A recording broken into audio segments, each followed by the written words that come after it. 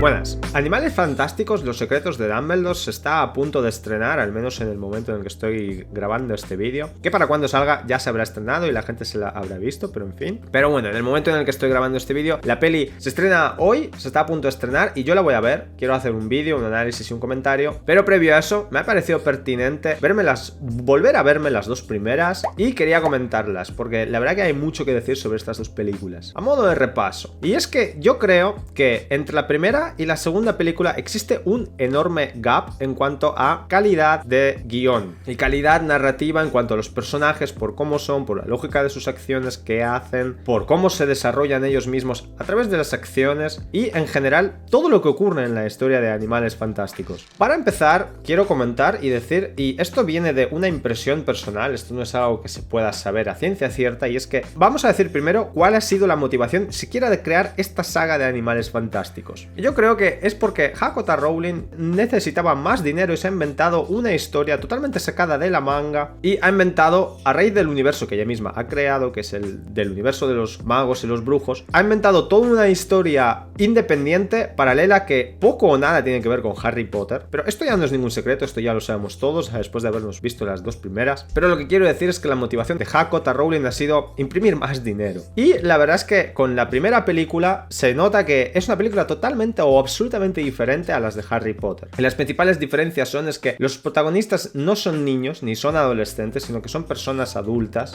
Esto quizás tenga que ver con el hecho de que J.K. Rowling sabe y entiende perfectamente a qué público se está dirigiendo y sabe que su público ha crecido, entonces ha creado unos personajes de edad más apelativos o que estén más en paralelo con nosotros. Y luego el setup, el contexto es totalmente diferente también. Esta vez no estamos en un colegio, estamos en una ciudad, en Nueva York, y el tipo de aventura también es totalmente diferente. Y es que no es una saga el cómo evolucionan unos pequeños personajes, por pequeños me refiero a que son niños y viven una serie de aventuras clásicas, sino que aquí las aventuras están basadas en el hecho de que es un embrollo y los personajes se encuentran accidentalmente en el peor sitio en el que se podían encontrar y simplemente la aventura les encuentra a ellos. Y es que en la primera historia ni Newt se esperaba encontrar envuelto en la trama y la lucha contra Grindelwald, ni tampoco Tina, ni mucho menos Jacob. Entonces esta aventura no es más que un cruce circunstancial de acontecimientos. Vale, dicho eso, con respecto a lo que es la primera peli, voy a ser muy breve porque en verdad me parece una película bastante buena, porque es una historia que tiene un principio y un final sin cabos sueltos. Los personajes, todos ellos están bien y tienen lógica dentro de la historia, aun a pesar de que parece que hayan caído del cielo a la hora de justificar su papel dentro de la aventura, pero eso en esta aventura precisamente funciona, que ya veremos por qué no funciona en la segunda. La actuación está bien, los diálogos están bien, las interacciones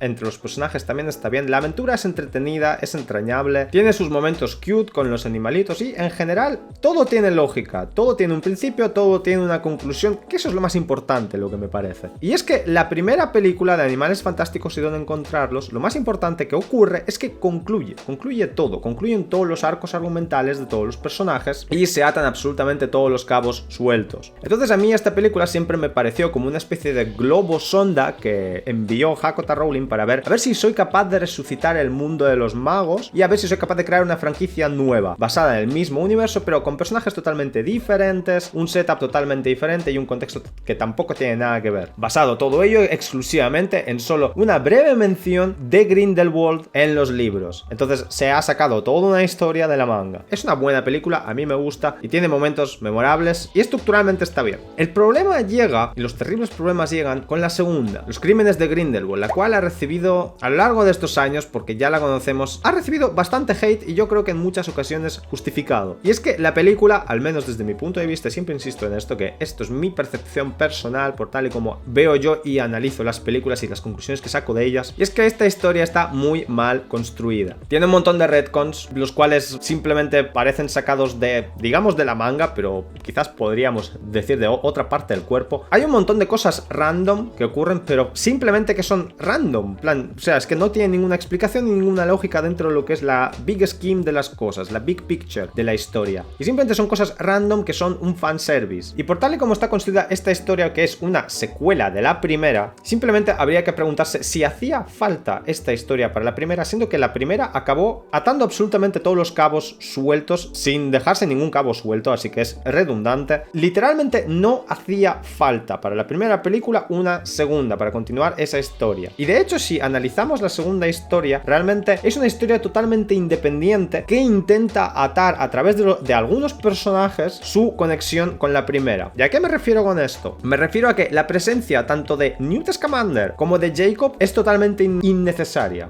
Esto es un truco que ya he comentado haciendo análisis de anteriores películas y es un simple truco para darnos cuenta de la relevancia o no de algunas acciones o algunos personajes. Y lo que se puede hacer es, si eliminas una acción dentro de lo que es la trama o a un personaje en concreto, si esa historia iba a cambiar o no. Y así te das cuenta de la relevancia o no de cierta acción o cierto personaje. Pues bien, en los crímenes de Grindelwald, Newt Scamander no pinta absolutamente nada, porque no aporta nada. Su única contribución al final es simplemente a través de un animalito suyo, el platypus ese que roba cosas, que roba joyas y oro. La única aportación que tiene Newt a través de ese bicho es que simplemente roba el vial con la sangre de Dumbledore y Grindelwald, lo cual les imposibilita echar el duelo. Y hecho así, parece que simplemente lo hayan hecho a la fuerza para precisamente justificar la presencia de Scamander. Pero Newt se ve en verdad envuelto en toda esta situación, en toda esta aventura por puro accidente y realmente no aporta absolutamente nada. Al igual que aporta muchísimo menos Jacob, porque sí, en la primera como que también se ve envuelto de forma random entre todos los hechos, pero aún así su presencia era algo entrañable y aún así tenía ciertas acciones y jugaba algún papel. Aquí no aporta nada en absoluto. El verdadero protagonista de esta historia es, tal y como lo dice el título, es Grindelwald, que es el villano de la película, así que si es el villano, pues evidentemente teníamos que tener un héroe, y los cuales son muchos y no está claro si realmente son relevantes. En principio parece que el héroe de la historia es Newt Scamander, pero no lo es porque no aporta nada. Entonces, ¿quién es el héroe? Porque la historia parece girar alrededor de Credence, que, ojo, cuidado, Credence lo han resucitado, y esto es una cosa que hace esta película, que es invalidar y retconear muchas de las cosas que hizo la primera, quitándoles toda validez. La primera peli va sobre que había que matar a Credence o destruirlo o acabar con él porque era un peligro, era una amenaza. Pero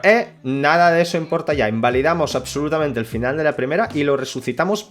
Ni se explica cómo, ni se sabe por qué. Y simplemente ha sobrevivido a una explosión. Han explotado a Credence, pero de alguna forma sobrevive. ¿Cómo? Nadie lo sabe. Vi en una crítica, alguien comentaba que es porque en verdad una pequeña partícula de Credence se escapa. Discúlpame, pero eso no me parece que sea la justificación. Algunas historias, algunas narraciones hacen eso, como que se guardan en la recámara una pequeña bala por si les hace falta sacarla después. Y hay algunas personas que dicen que eso es una genialidad de J.K. Rowling, haberse guardado y haber planeado la historia hacia el futuro. No. Es que, no. O sea, a Credence lo matan. Y si vas a resucitarlo después, entonces ¿para qué lo matas? Invalidas el propio hecho de haberlo matado, quitándole toda importancia, y es que ya parece que no haya sido importante matarlo. Y entonces, ¿qué pasa cuando haces esto? Pues que cuando intentas crear un momento emocional, un golpe emocional, realmente te das cuenta de que no importa nada, porque luego la situación se va a revertir de alguna manera. Lo mismo absolutamente pasa con Jacob. Jacob pierde la memoria y que de esa manera se concluye su arco argumental y el de muchos de los personajes, pero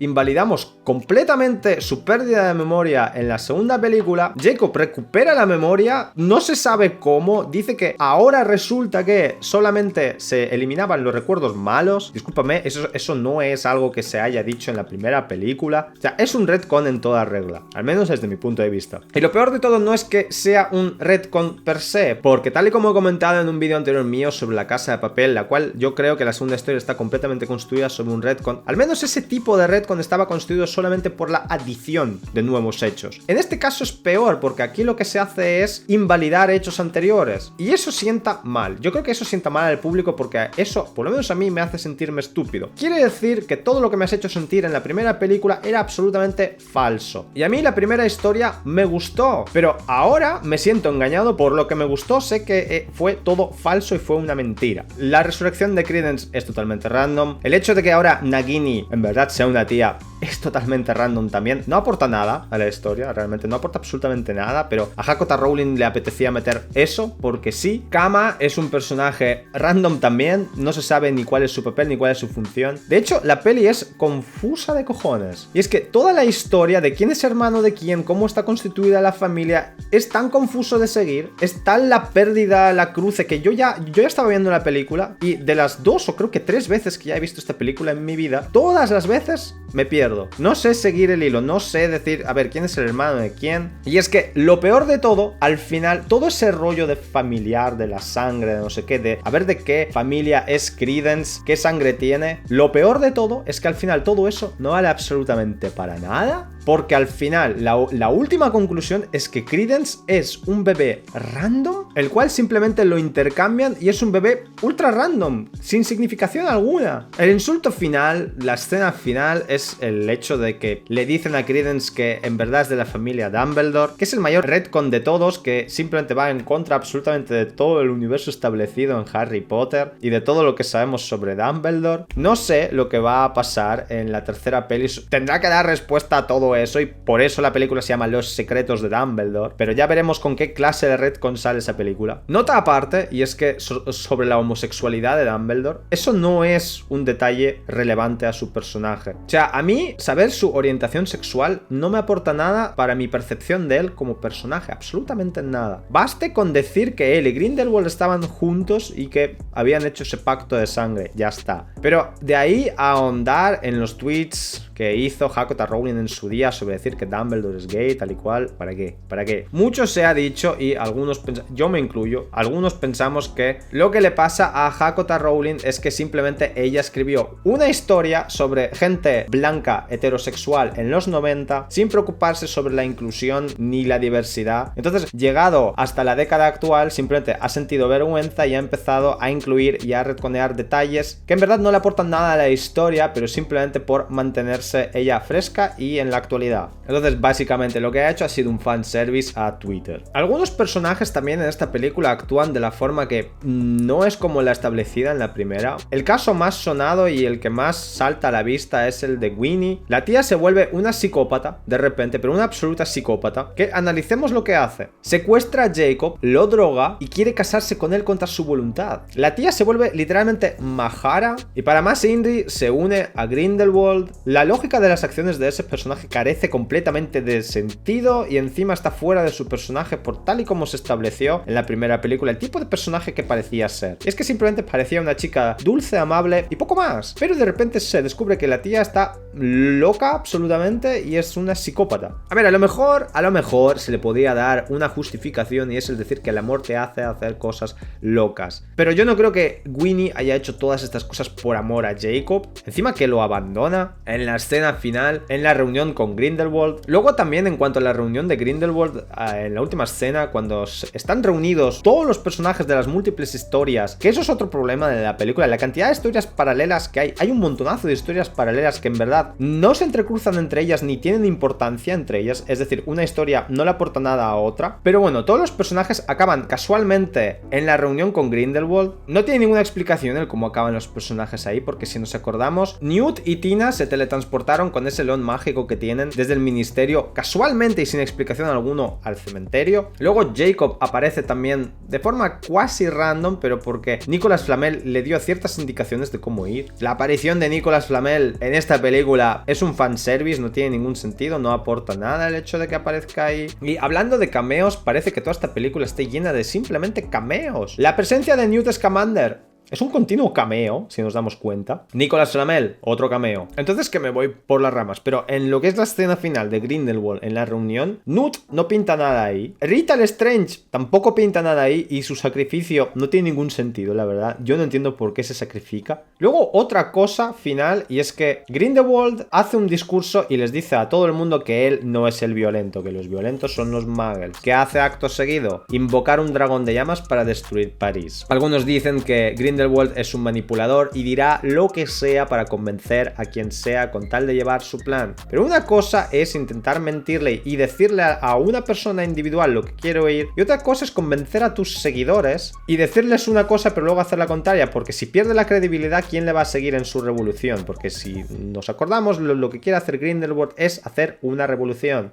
Entonces, decir que simplemente dice lo que todo el mundo quiere oír, en este caso no tiene ningún sentido. Entonces, aquí sí que tus acciones tienen que ser consecuentes con lo que dices. Si dices que no eres violento, no puedes mandar un dragón a arrasar todo París. Pero simplemente supongo que había que meter una escena de acción al final de la película para que sea flashy. Ni Newt ni sus bestias pintan nada en esta película. Las bestias no aportan nada, como ya he dicho, salvo el detalle final de haber robado el vial ese de sangre de Dumbledore y Grindelwald. Todo el arco argumental de Credence, de su sangre, no aporta nada, porque si al final todo queda invalidado y se dice que simplemente él es de la sangre de Dumbledore, toda la historia previa que ocurre en esta película no sirve para nada, porque al final lo que ocurre es que Credence es un bebé random, el cual Rita lo intercambió simplemente porque Corvus lloraba mucho, y eso es todo. Es decir, cuando intentas construir una historia sobre una base tan débil y tan frágil, ves que en la revelación final te sientes engañado, porque si la revelación final es tan estúpida, dices, ¿por qué he estado viendo todo esto todo este tiempo? Esta película no tiene ningún sentido, está muy mal escrita y todos sabemos quién la ha escrito. Es un continuo retcon, es un fanservice, y la tía se ha liado hasta con sus propios personajes. Simplemente ha incluido a los personajes porque había que incluirlos de la primera película, pero es que ni siquiera hacía falta. Pero claro, ¿por qué no ibas a incluir a Newt Scamander si en la primera ha aparecido? Entonces había que incluirlo de alguna forma, porque si nos damos cuenta, y esto creo que lo comenté al principio del vídeo, es que entre la primera y la segunda película realmente no hay ninguna conexión, salvo los personajes, la existencia de los personajes, a los cuales, como digo, nos los podíamos haber ahorrado, como a Newt. Y lo que quiero decir es que en la primera historia empezó y acabó en la primera historia, y la segunda historia es totalmente independiente. Podemos ver la segunda peli absolutamente igual y no cambia nada, y si miramos las dos películas de forma conjunta, nos daremos cuenta que la primera película, para lo único argumentalmente para lo que sirve, es para introducir a los personajes, y simplemente para que tú empieces a ver la segunda película sabiendo quién es quién, y que no te hace falta hacer otra escena u otra secuencia para explicarte quiénes son los personajes, porque ya los conoces. Pero lo dicho, la primera peli solo vale para introducirnos a los personajes, para absolutamente nada más, porque todos los hechos que ocurren en la película, casi todos, no tienen en la segunda ninguna trascendencia, ninguna relevancia, porque se retconean a sí mismos. Me acuerdo que cuando vi la segunda película en el cine me sentí muy defraudado, sobre todo por el final, porque no le vi ningún sentido. Voy a verme esta tercera porque quiero ver este train wreck y cómo se estampa todo, a ver qué puñetas se inventa J.K. Rowling o qué se ha inventado para justificar toda esta maraña que ha creado ella misma. O sea, esto es el meme de alguien que va en bici y se mete el palo él mismo en la rueda. Pues esto es un poco esta saga. Dame like al vídeo si te ha gustado lo que digo, si no, dislike, y coméntame si te ha gustado o no. Suscríbete a mi canal si te gusta el contenido que hago, y hasta la próxima.